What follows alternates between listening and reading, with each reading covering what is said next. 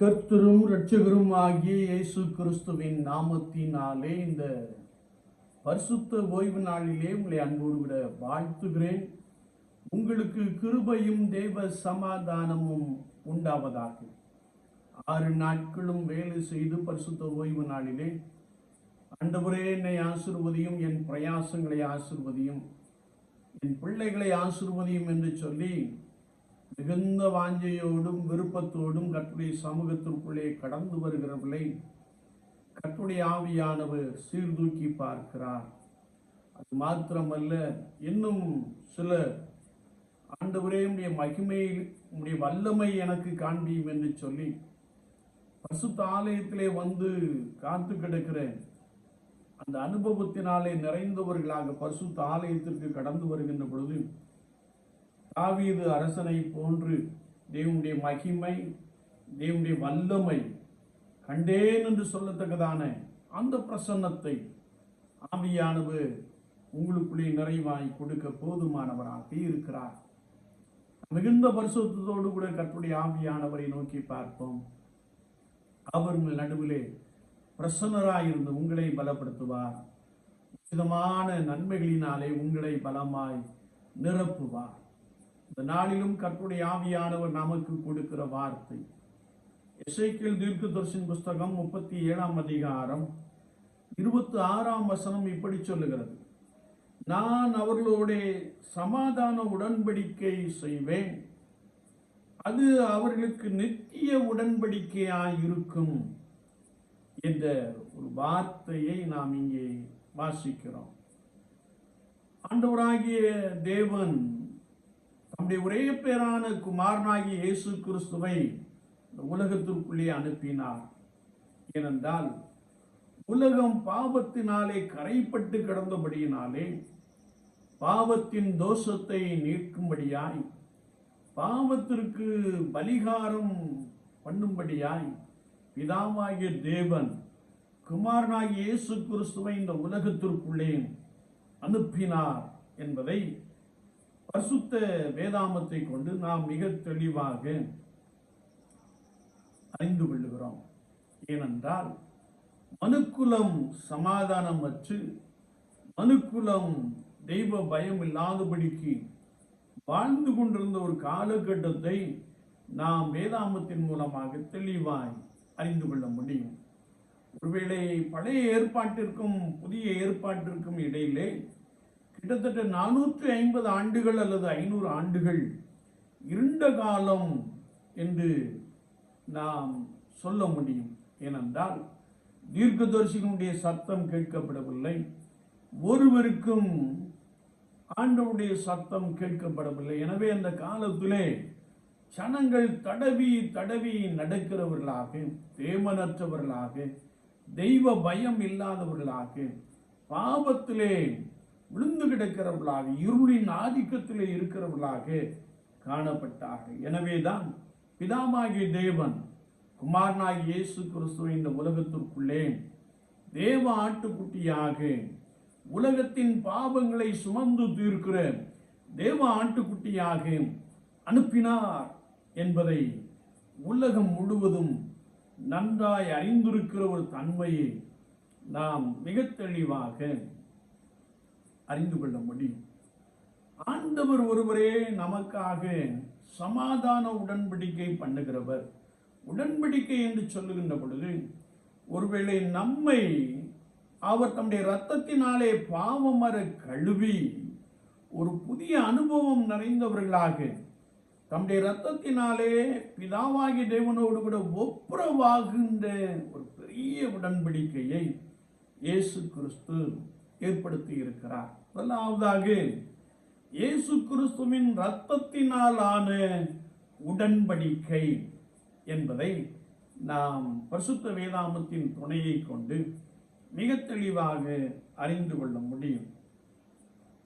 Moreover, I will make a covenant of peace with them. நான் அவர்களோடு கூட ஒரு சமாதான உடன்படிக்கை செய்வேன். Peace and reconciliation made between God and people by the blood of Jesus Christ. ஒருவேளை இயேசு கிறிஸ்துவின் இரத்தத்தினாலே நாம் கழுவப்படுகின்ற பொழுது ஆண்டவரோடு கூட ஒப்புரமாகிற அல்லது பிதாவாகிய தேவனோடு கூட ஒப்புரமாகிற ஒரு பெரிய கிருபையை நாம் பெற்றுக்கொள்ளுகிறோம் என்ற ஒரு வார்த்தையை நாம் இங்கே வாசிக்க முடியும். It shall be an everlasting covenant with them. இது ஒரு நித்திய உடன்படிக்கை என்று பரிசுத்த வேதாமத்திலே நாம் மிக தெளிவாக வாசித்து அறிந்தோம். ஏசாயா 54:10 நாம் வாசிக்கின்ற பொழுது, மலைகள் விலகினாலும் பர்வதங்கள் நிலைபெயர்ந்தாலும் என் சமாதானத்தின் உடன்படிக்கை ஒருபோதும் நிலைபெயர்வதில்லை என்று ஆண்டவர் தம்முடைய ஜனங்களுக்காக சொல்லி இருக்கிற ஒரு வார்த்தையை நாம் இங்கே இன்னும் ஆழமாய் அறிந்து கொள்ள முடியும். I will place them and multiply. நான் அவர்களோடு கூட நித்திய உடன்படிக்கை செய்து அவர்களை நிலைப்படுத்தி அவர்களை பெருக பண்ணுவேன், அவர்களை ஆசீர்வதிப்பேன் என்று சொல்லுகிற ஒரு வசனத்தை நாம் மிக ஆழமாக அறிந்து கொள்ள முடியும். என்னை கேட்டுக்கொண்டு இருக்கிற என் அன்பு சகோதரனே சகோதரியே, பாவம் நிறைந்த இந்த உலகத்திலே நான் இயேசு கிறிஸ்துவின் இரத்தத்தினாலே கழுவப்படுகின்ற பொழுது என்னுடைய பாவம் மன்னிக்கப்படுகிறது. ஆண்டவர் எனக்குள்ளே ஒரு புதிய அனுபவத்தை கொடுக்கிறார். அந்த அனுபவமானது எனக்கும் பிதாவாகிய தேவனுக்கும் இயேசு கிறிஸ்துவின் இரத்தத்தினாலே ஆன ஒரு நித்திய உடன்படிக்கையாக அது அமைந்திருக்கிறது என்பதை நாம் ஒருவதும் மறந்துவிட முடியாது. எல்லா சமயங்களும் சொல்லுகிறது, ரத்தம் சிந்துதல் இல்லாமல் பாவம் மன்னிப்பு இல்லை.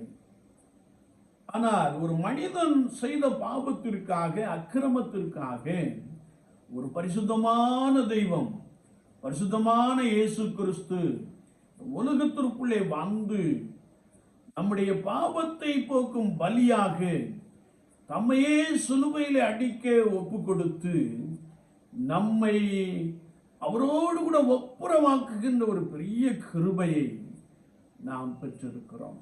எனவேதான் பரிசுத்த வேதாகமம் சொல்லுகிறது, நீங்கள் கிரயத்திற்கு கொள்ளப்பட்டீர்கள். என்ன கிரயம்? இயேசு கிறிஸ்து உங்களுக்காக பரிசுத்த இரத்தத்தை சிந்தி இருக்கிறார்.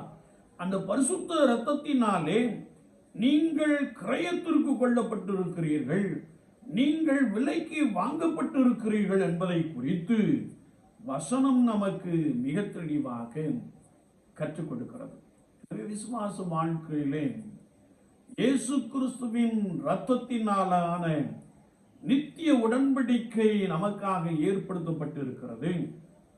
அந்த நித்திய உடன்படிக்கையிலே நான் அவரோடு கூட சேர்ந்து கொள்ளுகின்ற பொழுது நான் மகிழ்ச்சி நிறைந்த ஒரு மனிதனாய், சந்தோஷம் நிறைந்த ஒரு குடும்பமாய், பாவ மன்னிப்பை பெற்றவர்களாய், ரட்சிப்பின் அனுபவத்திலே நிலைத்திருக்கிறவர்களாக நாம் வாழுகிறோம் என்பதை குறித்து வசனம் மிக ஆழமாக கற்றுக் கொடுக்கிறது.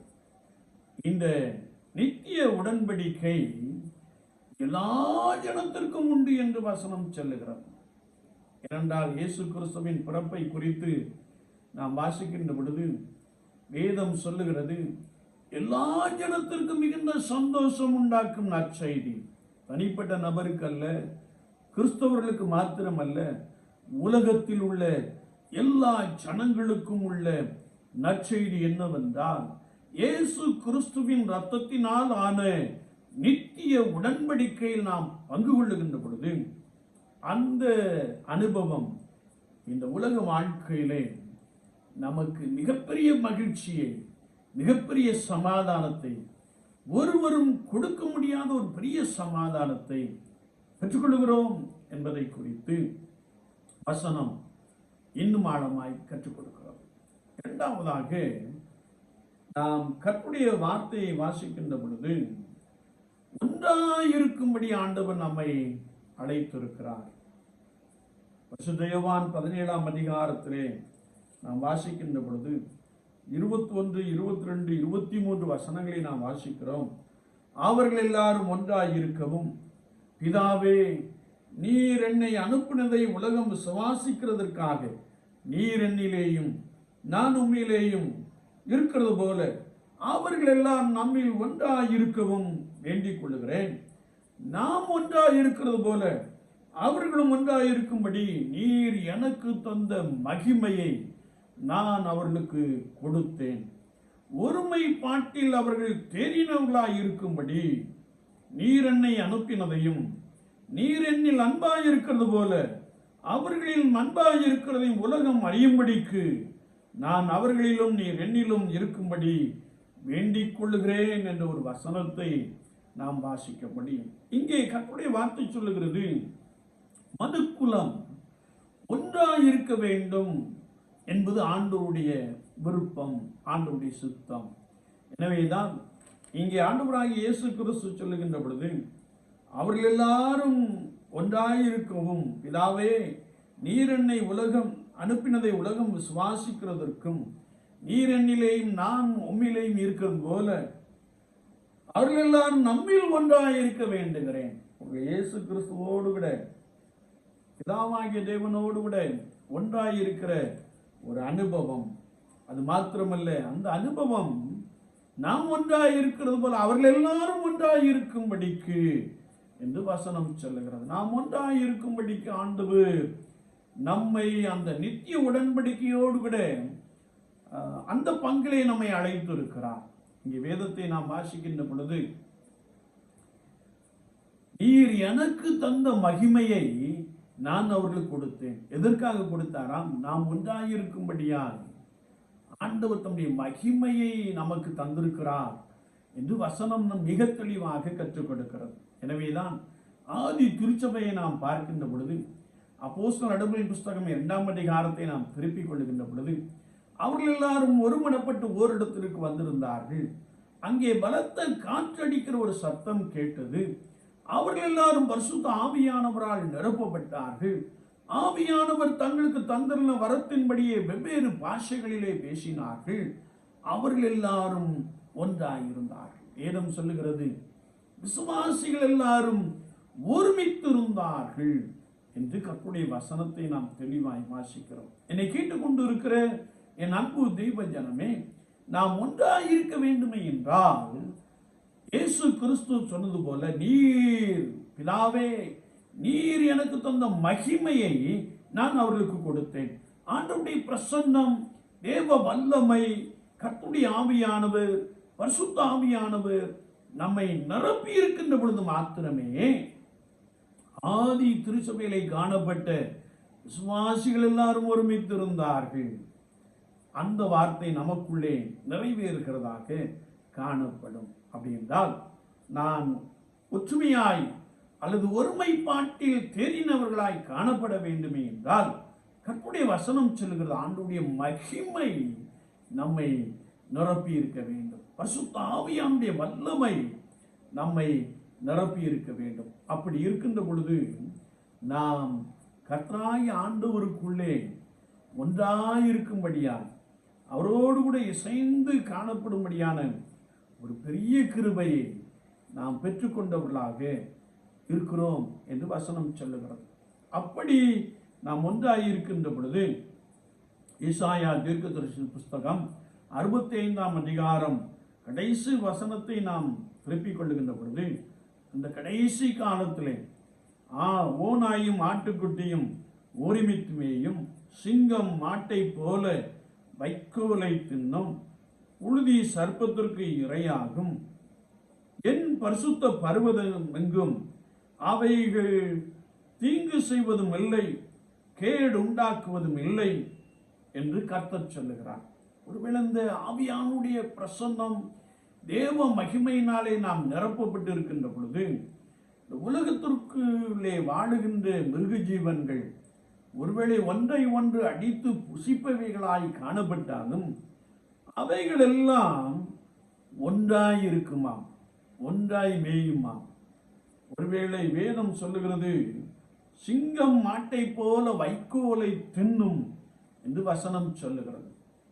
என்னை கேட்டுக்கொண்டிருக்கிற என் அன்பு சகோதரனே, சகோதரியே, கர்த்தருடைய ஆவியானவர் நம்மை தம்முடைய மகிமையான உடன்படிக்கையிலே, நித்திய உடன்படிக்கையிலே சேர்த்துக் கொள்ளுகின்ற பொழுது நாம் ஒன்றாயிருக்கும்படியாய் நம்மை அழைத்திருக்கிறார் என்று வசனம் மிக ஆழமாக கற்றுக் கொடுக்கிறது. மூன்றாவதாக நாம் பார்க்கின்ற பொழுது பரிசுத்த யோவான் 15ஆம் அதிகாரத்தை நாம் திருப்பிக் கொள்ளுகின்ற பொழுது அங்கே கர்த்தருடைய வார்த்தை சொல்லுகிறது. 5ஆம் வார்த்தையிலே, 6ஆம் வார்த்தையிலே நாம் வாசிக்கின்ற பொழுது, ஒருவன் என்னிலும் நான் அவனிலும் நிலைத்திருந்தால் என்று கர்த்தருடைய வார்த்தை சொல்லுகிறது. ஒருவன் என்னிலும் நான் அவனிலும் நிலைத்திருந்தால், ஒருவன் என்னில் நிலைத்திராவிட்டால் வெளியே எரியுண்ட கொடியை போல் அவன் எரியுண்டு உலர்ந்து போவான். ஆனால் கர்த்தருடைய வார்த்தை சொல்லுகிறது மூன்றாவதாக, கிறிஸ்துவில் நிலைத்திருக்கும்படி நாம் அழைப்பை பெற்றிருக்கிறோம். கிறிஸ்துவில் நிலைத்திருக்கும்படி. எனவேதான் ஒருவன் என்னிலும் நான் அவனிலும் நிலைத்திருந்தால் அவன் மிகுந்த கனிகளை கொடுப்பான். வேதத்தை நாம் வாசிக்கின்ற பொழுது ஆண்டவர் நம்மை கர்த்தருடைய சபையிலே வைத்திருப்பதின் நோக்கம் என்னவென்றால், நாம் அவரை தெரிந்து கொள்ளவில்லை. எனவே ஆண்டவர் சொல்லுகிறார் பரிசுத்த யோவான் 15:16, நீங்கள் என்னை தெரிந்து கொள்ளவில்லை, நான் உங்களை தெரிந்து கொண்டேன். நீங்கள் என் நாமத்தினாலே பிதாவை கேட்டுக்கொள்வது எதுவோ அதை அவர் உங்களுக்கு கொடுக்கத்தக்கதாக நீங்கள் போய் கனி கொடுக்கும்படிக்கும் உங்கள் கனியை நிலைத்திருக்கும்படிக்கும் நான் உங்களை ஏற்படுத்தினேன். அப்போ இயேசு கிறிஸ்துவில் நிலைத்திருக்கிறவர்கள் கனி கொடுக்கிற ஒரு அனுபவம் நிறைந்தவர்களாக காணப்படுகிறார்கள். சுவாச வாழ்க்கை என்பது ஏதோ ஆலயம் சென்று வருகிற ஒரு அனுபவம் அல்ல.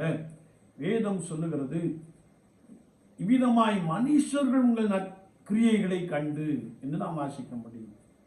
இயேசு நம்மை பார்த்து சொல்லி இருக்கிறார், நீங்கள் பூமிக்கு உப்பாயிருக்கிறீர்கள், உலகத்திற்கு வெளிச்சமாயிருக்கிறீர்கள், வீணமாய் மனுஷர் உங்கள் நற்கிரியைகளை கண்டு என்ற ஒரு வசனத்தை நாம் வாசிக்க முடியும். மனுஷர் உங்கள் நற்கிரியைகளை கண்டு பிதாவாகிய தேவனை மகிமைப்படுத்தும்படி உங்கள் வெளிச்சம் அவர்கள் முன்பதாக பிரகாசிக்க கடவுது என்ற ஒரு வசனத்தை நாம் மிக தெளிவாக வாசிக்க முடியும். அப்படி என்றால் கிறிஸ்து இயேசுவில் நிலைத்திருக்கிறேன் என்று சொல்லுகிறவர்கள் கனி நிறைந்தவர்களாக, மற்றவர்களுக்கு முன்பதாக பலத்த சாட்சி உடையவர்களாக இருக்க வேண்டும் என்பதை குறித்து வசனம் நமக்கு தெளிவாய் கற்றுக் கொடுக்கிறார். ஆண்டவர் நம்மை சபையிலே ஏற்படுத்தின நோக்கம் என்னவென்றால், நீங்கள் போய் கனி கொடுக்கும்படிக்கும் உங்கள் கனி நிலைத்திருக்கும்படிக்கும் நான் உங்களை ஏற்படுத்தினேன் என்று சொல்லுகிறார். மார்க் சுவிசேஷம் 4ஆம் அதிகாரம் 17ஆம் வார்த்தையிலே நாம் வாசிக்கின்ற பொழுது, தங்களுக்குள்ளே வேறு கொள்ளாதபடியினால், ஒருவேளை விதைக்கிற ஒரு சம்பவத்தை நாம் இங்கே பார்க்க முடியும். சில விதைகள் ஒருவேளை முட்கள் நிறைந்த பகுதியிலே விழுந்தது. அவைகள் எதற்கு ஒப்பாக சொல்லப்பட்டிருக்கிறது என்றால், அவர்கள் ஆழமாய் வேர் கொள்ள முடியவில்லை. மாறாக உலக கவலைகள் வந்தவுடனே பின்வாங்கி போகிற ஒரு அனுபவத்தை குறித்து நாம் இங்கே வாசிக்க முடியும். எனவே அவைகள் தங்களுக்குள் ஆழமாய் வேர் கொள்ளாதபடியினாலே கருகி போகின்ற ஒரு நிலைப்பாட்டை பரிசுத்த மார்க் 4:17 நாம் தெளிவாய் அறிந்து கொள்கிறோம். ஆனால் கர்த்தருடைய விசுவாசி இயேசு கிறிஸ்துவுக்குள் ஆழமாய் நிலைத்திருக்க வேண்டும் என்று வசனம் நமக்கு தெளிவாய் கற்றுக் கொடுக்கிறது. கொலோசியர் 2ஆம் அதிகாரம் 6ஆம் வார்த்தையை வாசிக்கின்ற பொழுது, ஆகையால் நீங்கள் கர்த்தராகிய இயேசு கிறிஸ்துவை ஏற்றுக்கொண்டபடியே அவருக்குள் வேர் கொண்டவர்களாகி என்ற ஒரு வார்த்தையை நாம் வாசிக்க முடியும்.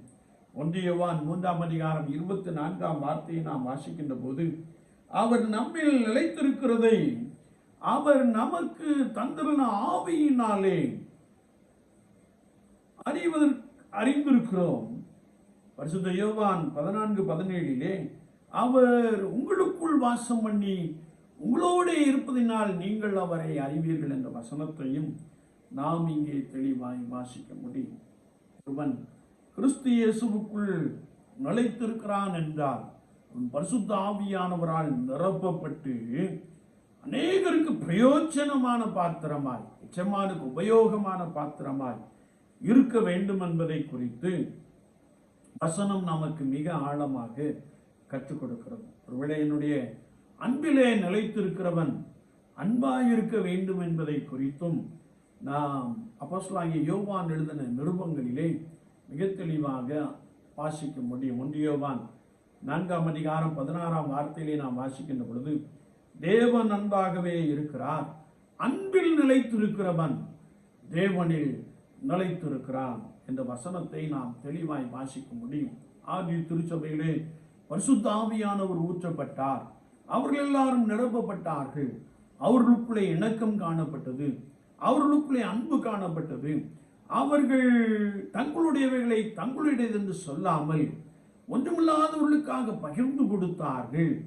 ஆதி திருச்சபை ஜனங்கள் கர்த்தருக்கு முன்பதாக பிரகாசம் உடையவர்களாக, சாட்சி நிறைந்தவர்களாக, கனி கொடுக்கிறவர்களாக வாழ்ந்தார்கள் என்று வசனம் நமக்கு இன்னும் ஆழமாய் கற்றுக் கொடுக்கிறது. என்னை கேட்டுக்கொண்டிருக்கிற என் அன்பு தெய்வ ஜனமே, நான் கிறிஸ்து இயேசுவுக்குள் ஆழமாய் நிலைத்திருக்கிற ஒரு நபராக நாம் காணப்படுகிறோமா? கிறிஸ்து இயேசுவுக்குள் நிலைத்திருக்கும்படியாக நாம் அழைக்கப்பட்டு இருக்கிறோம் என்பதை குறித்து வசனம் மிக தெளிவாக நமக்கு கற்றுக் கொடுக்கிறது. விசுவாச வாழ்க்கையிலே நாம் எவ்விதமான ஒரு அனுபவத்தை உடையவர்களாக காணப்படுகிறோம்? கனி நிறைந்தவர்களாக காணப்படுகிறோமா? கனி கொடுக்கிறவர்களாக காணப்படுகிறோமா? அநேகருக்கு முன்பதாக நற்சாட்சி பெற்ற ஒரு ஜனமாய் காணப்படுகிறோமா என்பதை சற்று நம்மை நாமே நிதானித்து ஆராய வேண்டிய ஒரு காலகட்டத்திலே இருக்கிறோம் என்பதை வசனம் நமக்கு மிக தெளிவாக கற்றுக் கொடுக்கிறது. 4வதாக அல்லது கடைசியாக, நித்திய ஜீவனை பெற ஆண்டவர் நம்மை அழைத்திருக்கிறார். அவர் நம்மோடு கூட ஒரு நித்திய உடன்படிக்கை பண்ணினார். அந்த உடன்படிக்கை ஏனென்றால் இந்த உலக வாழ்க்கைக்கு பின்பதாக ஒரு பிரகாசமான ஒரு அனுபவம் உடைய ஒரு வாழ்க்கை இருக்கிறது. இந்த உலக வாழ்க்கைக்கு பின்பதாக ஒருவேளை நித்தியமான ஒரு வாழ்க்கை இருக்கிறது, அழிவில்லாத ஒரு வாழ்க்கை இருக்கிறது. அதை பெறும்படியாய், நித்திய ஜீவனை பெறும்படியாய், தேவனுடைய ராஜ்யத்தை சுதந்திரத்துக் கொள்ளும்படியாய் ஆண்டவர் நம்மை அழைத்திருக்கிறார். நாம் அப்போஸ்தலனாகிய பரிசுத்த பவுல் கொரிந்தியர்களின் 1 நிருபம் 9 அதிகாரம் 24 வசனத்தை நாம் வாசிக்கின்ற பொழுது, பந்தய சாலையில் அநேகர் ஓடுகிறார்கள், ஒருவர் மாத்திரம் பரிசை பெற்றுக் கொள்வார்கள். உலகத்திலே அநேகர் ஓடிக்கொண்டே இருக்கிறார்கள், அநேக விதமான பிரயாசங்களை பட்டுக்கொண்டே இருக்கிறார்கள். குறிப்பாக சீக்கிரத்திலே பணக்காரன் ஆக வேண்டும் என்ற எண்ணத்திலே ஒருவேளை அநேக தவறான வழிகளிலே ஓடிக்கொண்டு இருக்கிற ஒரு காட்சியை நாம் பார்க்க முடியும். ஒருவேளை இந்த உலக வாழ்க்கை ஒரு சதம் அல்ல, இனி ஒரு வாழ்க்கை இருக்கிறது என்பதை மறந்து கிறிஸ்தவர்களில் அநேகர் ஒருவேளை உலகத்திற்கு ஒத்த வேஷம் தரித்து ஓடிக்கொண்டிருக்கிற ஒரு பெரும் கூட்டத்தை நாம் பார்க்கிறோம். எனவேதான் அப்போஸ்தலனாகிய பரிசுத்த பவுல் சொல்லுகிறார், எல்லாரும் ஓடுவார், ஆனால் பந்தய சாலையிலே பரிசை ஒருவன் பெற்றுக்கொள்வான், நீங்கள் பெற்றுக்கொள்ளத்தக்கதாக ஓடுங்கள் என்று சொல்லுகிற ஒரு வசனத்தை நாம் வாசிக்க முடியும். 2 தீமோத்தேயு 4 அதிகாரம் 7 வசனத்திலே நாம் வாசிக்கின்ற பொழுது அப்போஸ்தலனாகிய பரிசுத்த பவுல் சொல்லுகிறார், நல்ல போராட்டத்தை போராடினேன், ஓட்டத்தை முடித்தேன், விசுவாசத்தை காத்துக் கொண்டேன், இது முதல் நீதியின் கிரீடம் எனக்காக வைக்கப்பட்டிருக்கிறது. அப்போஸ்தலனாகிய பரிசுத்த பவுல் ஓடுகின்ற பொழுது ஆண்டவரை முன்னிறுத்தி ஓடுகின்ற ஒரு ஓட்டம். அவர் ஓட்டத்தின் முடிவை குறித்து சொல்லுகிறார், நல்ல போராட்டம் போராடினேன், ஓட்டத்தை முடித்தேன், விசுவாசத்தை காத்துக் கொண்டேன், இது முதல் நீதியின் கிரீடம் எனக்காக வைக்கப்பட்டிருக்கிறது என்ற வசனத்தை நாம் வாசிக்க முடியும். நிச்சயமான ஒரு நிச்சயத்தோடு கூட ஓடுகிற ஒரு அனுபவம். ஆகாயத்திலே சலம்பம் பண்ணாதபடிக்கு இயேசு கிறிஸ்துவை தனக்குள் வைத்துக் கொண்டு அந்த அனுபவத்தோடு கூட ஓடுகிற ஒரு அனுபவத்தை குறித்து அப்போஸ்தலனாகிய பரிசுத்த பவுல் மிக தெளிவாக நம்மோடு கூட பேசுகிறார். பரிசுத்த யோவான் 3:36 நாம் வாசிக்கின்ற பொழுது, குமாரனிடத்தில் விசுவாசமாய் இருக்கிறவர்களுக்கு நித்திய ஜீவன் உடையவனாய் இருக்கிறான். வேதம் சொல்லுகிறது, குமாரனிடத்தில் விசுவாசமாய் இருக்கிறவன் நித்திய ஜீவனை உடையவனாக இருக்கிறான். விசுவாச வாழ்க்கையிலே நம்பிக்கையோடு கூட ஓடுகின்ற ஒரு அனுபவம், விசுவாசத்தோடு கூட ஓடுகின்ற ஒரு அனுபவம். எதை நோக்கி ஓடுகிறோமாம்? நித்திய ராஜ்யத்தை குறித்து, அழிவில்லாத ராஜ்யத்தை குறித்து, அசைவில்லாத ராஜ்யத்தை குறித்து நாம் அந்த ஒரு எண்ணத்தோடு கூட ஓடுகிறோம். நித்திய ஜீவனை பெற, அழியாத வாழ்க்கையை பெற நாம் ஓடிக்கொண்டிருக்கிறோம் என்பதாக வார்த்தை நமக்கு இன்னும் ஆழமாய் கற்றுக் கொடுக்கிறது. பரிசுத்த யோவான் 17:3 நாம் வாசிக்கின்ற போது, ஒன்றான மெய் தேவனாகிய உம்மையும் நீர் அனுப்பினவராகிய இயேசு கிறிஸ்துவையும் அறிவதே நித்திய ஜீவன். இந்த உலக வாழ்க்கையிலே நான் கர்த்தராகிய இயேசு கிறிஸ்துவை அறிந்து கொள்வது நம்முடைய வாழ்க்கையிலே ஒரு நித்தியமான ஒரு அனுபவத்தை கொடுக்கிறது, ஒரு ஆழமான அனுபவத்தை கொடுக்கிறது, நித்திய ஜீவனை பெற்றுக்கொள்ளக்கூடிய ஒரு அனுபவத்தை குறிக்கிறது. ரோமர் 2:7 வாசிக்கின்ற பொழுது, எனவே சோர்ந்து போகாமல் நற்கிரியைகளை செய்து மகிமையும் கனத்தையும் அழியாமையும் தேடுகிறவர்களுக்கு நித்திய ஜீவன் உண்டு என்று வேதம் சொல்லுகிறது. உலக வாழ்க்கையிலே இதையெல்லாமோ தேடிக்கொண்டு இருக்கிறோம், இதையெல்லாமோ நினைத்து புலம்பிக் கொண்டு இருக்கிறோம். ஆனால் கர்த்தருடைய வார்த்தை சொல்லுகிறது, நற்கிரியைகளை செய்து மகிமையும் கனத்தையும் அழியாமையும் தேடுகிறவர்களுக்கு நித்திய ஜீவன். இந்த உலக வாழ்க்கையிலே நாம் ஓடிக்கொண்டு இருக்கிறோம். உலக வாழ்க்கையிலே நான் நித்திய ஜீவனை பெறும்படியாய் அழிந்து போகிற இந்த உலகத்திற்குரிய காரியம் அல்ல, அழியாத ராஜ்யத்துக்குரிய காரியங்களை குறித்து நாம் மிகவும் கவனம் உடையவர்களாக, எனவே நற்கிரியைகளை செய்கிறவர்களாக, மகிமையும் கனத்தையும் அழியாமையும் தேடுகிறவர்களாக காணப்பட வேண்டும் என்று வசனம் நமக்கு ஆழமாய் கற்றுக் கொடுக்கிறது. இந்த உலகம் ஒரு நாள் வெந்துருகி சாம்பலாய் போகும். இயேசு கிறிஸ்துவின் 2ஆம் வருகையிலே இந்த உலகம் நியாய தீர்ப்பு அடையும், இந்த உலகம் அழிந்து போகும், இந்த உலகம் நிரந்தரம் அல்ல. எனவேதான் அப்போஸ்தலனாகிய பரிசுத்த பவுல் இன்னும் சொல்லுகிறார், நிழலை போல நிலை நிற்காமல் ஓடி போகிற ஒரு அனுபவம், மேகத்தை போல காணப்படுகிற ஒரு அனுபவம் என்று சொல்லுகிறார். விசுவாச வாழ்க்கையிலே கொஞ்ச காலம் வாழுகிற இந்த உலகத்திலே, இந்த பூமியிலே அப்போஸ்தலனாகிய பரிசுத்த பவுல் சொல்லுகிறார், டெம்பரரி லைஃப், கொஞ்ச காலம், கூடாரம் போன்ற வாழ்க்கையிலே ஒருவேளை அந்த நித்திய ஜீவனை பெறுவதற்காக நான் இங்கே அழியாததை குறித்தும், அது மாத்திரமல்ல தேவ மகிமையை குறித்தும் அழியாமையை குறித்தும் தேடுகிற ஒரு நபராக காணப்படுகிறோம். என்னத்தையோ தேடிக்கொண்டே இருக்கிறோம் நித்தம்.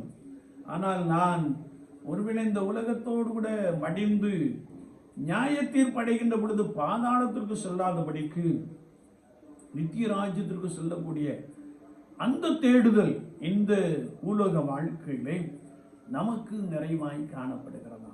சற்று நம்மை நாம் ஆராய்ந்து பார்ப்போம். ஏனென்றால் கர்த்தருடைய ஆவியானவர் சொன்னார், நான் அவர்களோட சமாதான உடன்படிக்கை செய்வேன், அது அவர்களுக்கு நித்திய உடன்படிக்கை, அழிவில்லாத ஒரு உடன்படிக்கை, நித்தியமான ஒரு உடன்படிக்கை என்று கர்த்தருடைய ஆவியானவர் நமக்கு சொல்லுகிறார். என்னை கேட்டுக்கொண்டு இருக்கிற என் அன்பு தெய்வ ஜனமே, மெய்யாகவே நாம் இயேசு கிறிஸ்துவின் இரத்தத்தினால் ஆன நித்திய உடன்படிக்கையிலே பங்கு கொண்ட ஒரு நபராக காணப்படுகிறோமா? இயேசு கிறிஸ்துவின் ரத்தம் என் பாவங்களை சுத்திகரித்து என்னை மன்னித்து விட்டார் என்ற நிச்சயம் நமக்குள்ளே நிறைவாய் காணப்படுகிறதா? அது மாத்திரமல்ல, நான் இயேசுவிலே நிலைத்திருக்கிற ஒரு நபராக நம்முடைய வாழ்க்கையின் அனுபவம் காணப்படுகிறதா? அது மாத்திரமல்ல, சுவாச வாழ்க்கையிலே நாம் ஒன்றாய் இருக்கும்படி அழைக்கப்பட்டு இருக்கிறோம் என்ற அனுபவத்திலே நாம் கிறிஸ்து இயேசுவுக்குள் அபிஷேகத்தை பெற்று, மகிமையை பெற்று, வல்லமையை பெற்று ஒன்றாய் இருக்கக்கூடிய அந்த அனுபவத்தை உடையவர்களாக காணப்படுகிறோமா? மாத்திரமல்ல, ஓட்டத்தின் முடிவிலே நான் நித்திய ஜீவனை பெற்றுக்கொள்வேன் என்ற நிச்சயம் நமக்குள்ளே நிறைவாய் காணப்படுகிறதா? சற்று நாமே நிதானித்து ஆராய்ந்து பார்ப்போம். ஆண்டவரே, பாவியான மனிதர்கள் நாங்கள், உதவி செய்யும் ஆண்டவரே என்று சொல்லி நம்மை கர்த்தருடைய சமூகத்திலே தாழ்த்தி கொள்வோம். இயேசு கிறிஸ்துவின் ரத்தம் ஒரு விஷயம் நம்மை கழுவி சுத்திகரிக்கட்டும். ஒருவேளை கர்த்தருக்கு முன்பதாக நான் நிற்கத்தக்கதான பாத்திரவான்களாய் எண்ணப்படும்படிக்கு ஆண்டவரே எனக்கு உதவி செய்யும் என்று சொல்லி என்னை கழுவும், பாவமறை என்னை சுத்திகரியும் என்று சொல்லி நம்மை கர்த்தருடைய சமூகத்திலே தாழ்த்தி கொள்வோம். அவர் மன்னிக்கிறதில் தயை பெருத்தவர் என்று வசனம் சொல்லுகிறது. அவர் மன்னித்து நம்மை ஏற்றுக்கொள்ள போதுமானவராக இருக்கிறார். ஆண்டவரே எனக்கு உதவி செய்யும் என்று சொல்லி நம்மை கர்த்தருடைய சமூகத்திலே தாழ்த்தி அர்ப்பணித்துக் கொள்கின்றவர் அவர் உங்கள் நடுவிலே பெரியவராக இருக்கிறார். அவர் உங்களுக்கு நித்திய ஜீவனை கொடுக்க போதுமானவராக இருக்கிறார். வாழ்க்கை இயேசு கிறிஸ்துவுக்கு நேராக லக்கை நோக்கி தொடர்கிற அனுபவம் நிறைந்ததாக காணப்பட ஆண்டவர் உங்களுக்கு உதவி செய்ய வல்லவராக இருக்கிறார். உலக வாழ்க்கை ஒரு சதம் அல்ல.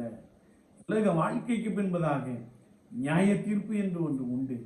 அதிலே அழிவில்லாத ராஜ்யத்திலே, தேவனுடைய ராஜ்யத்திலே, பரலோக ராஜ்யத்திலே சேரக்கூடிய அந்த ஸ்லாக்கியம் எனக்கு வேண்டுமாண்டவரே என்று சொல்லி நம்மை கர்த்தருடைய சமூகத்திலே தாழ்த்தி அர்ப்பணித்துக் கொள்வோம். ஆண்டவர் உங்களுக்கு உதவி செய்வார். ஆண்டவர் உங்களை பலப்படுத்துவார். ஆண்டவர் உங்களுக்குள்ளே ரட்சிப்பை உண்டு பண்ணுவார். நீங்கள் பரிசுத்தவான்களாய் பரிசுத்தவாட்டிகளாய் மாறிவிடுவீர்கள். கர்த்தர் உங்களோடு கூட இருந்து ஆதி திருச்சபை யாரோடு கூட காணப்பட்ட அந்த அனுபவத்தினாலே உங்களை பலமாய் நிரப்புவார். நீங்கள் அநேகருக்கு மத்தியிலே சாட்சி உள்ள நபராய் காணப்படுவீர்கள். மனுஷர் உங்கள் நற்கிரியைகளை காண்பார்கள். பிதாவாகிய தேவனை மகிமைப்படுத்துவார்கள். அவர்களும் இயேசு நல்லவர் என்று சொல்லுவார்கள். அப்படிப்பட்ட அனுபவம் நமக்குள்ளே நிறைவாய் இருக்கும்படியாய் உதவி செய்யும் ஆண்டவரே என்று சொல்லி நம்மை கர்த்தருடைய சமூகத்திலே தாழ்த்திக் கொள்வோம். அவர் உங்களோடு கூட சமாதானத்தின் உடன்படிக்கை, ஒரு நித்திய உடன்படிக்கையை பண்ணி இருக்கிறார். அதை மறந்து போக வேண்டாம். உதவி செய்யும் ஆண்டவரே என்று கேட்போம். கர்த்தர் உங்களுக்கு உதவி செய்வார். நீங்கள் ஒரு பரிசுத்த மனிதனாய் பரிசுத்த வாட்டியாய் மாறிவிடுவீர்கள். பரலோகம் உங்களை குறித்து சந்தோஷப்படும். என்னென்றால் வேதம் சொல்லுகிறது, மனம் திரும்புகிற ஒரே பாவியின் நிமித்தம் பரலோகத்தில் மிகுந்த சந்தோஷம் உண்டாயிருக்கும். அந்த அனுபவத்தை நாம் பெற்றுக்கொள்வோம். கர்த்தர் உங்களோடு இருந்து உங்களை பலமாய் நடத்துவாராக. ஆமென். நாம் ஜெபிப்போம். நேசிக்கிற நல்ல ஆண்டவரே, இந்த பரிசுத்த ஓய்வு நாளுக்காய் ஸ்தோத்திரம். கர்த்தருடைய சமூகத்திலே வந்து காத்திருக்கிற ஜனங்களுக்காய் ஸ்தோத்திரம். ஒவ்வொருவரையும் பலப்படுத்தும். சேஷமாய் ஆண்டவரே இந்த ஜீவ வார்த்தைகளை கேட்ட ஜனங்களுக்காய் ஸ்தோத்திரம். பலப்படுத்தும். உண்மை ஆழமாய் நெருங்கி சேருகிற அனுபவத்தை தாரும். உலக வாழ்க்கை ஒரு சதம் அல்ல. பாவத்தை சீ என்று தள்ளிவிட்டு பரிசுத்தரை நோக்கி ஓடி வரக்கூடிய அந்த கிருபையை தாரும். ஆண்டவரே, ஒவ்வொரு நாளும் அந்த நித்திய உடன்படிக்கையிலே உறுதியாய் காணப்படுகிறவர்களாக இருக்க ஆண்டவர் ஒருவருக்கும் உதவி செய்வீராக. அது மாத்திரமல்ல ஆண்டவரே, உடைய மகிமையை பெற்றவர்கள், உடைய அபிஷேகத்தை பெற்றவர்கள் ஒன்றாயிருக்கும்படியான் ஆதி திருச்சபையின் அனுபவம் நிறைந்தவர்களாக காணப்பட ஆண்டவர் உதவி செய்வீராக. எல்லாவற்றுக்கும் மேலாக உண்மையிலே ஆழமாய் நிலைத்திருக்கிற அனுபவத்தை தாரும். நித்திய ஜீவனை பெற்றுக் கொள்வோம் என்ற விசுவாசத்தோடு கூட ஒவ்வொரு நாளும் மக்கேற்ற பரிசுத்தத்தோடு கூட வாழக்கூடிய சத்துவம் ஒவ்வொருவரையும் நிரப்பட்டும். அது நிமித்தமான கிருபை, அது நிமித்தமான ஆசீர்வாதங்கள் ஜனங்களை அதிகமாய் நிரப்பட்டும். இல்லை தாழ்த்துகிறோம். இன்னும் நடத்தும். இயேசு கிறிஸ்துவின் நாமத்தில் ஜெபங்கள் எழும் பரிசுத்த பிதாவே. ஆமென். ஆமென்.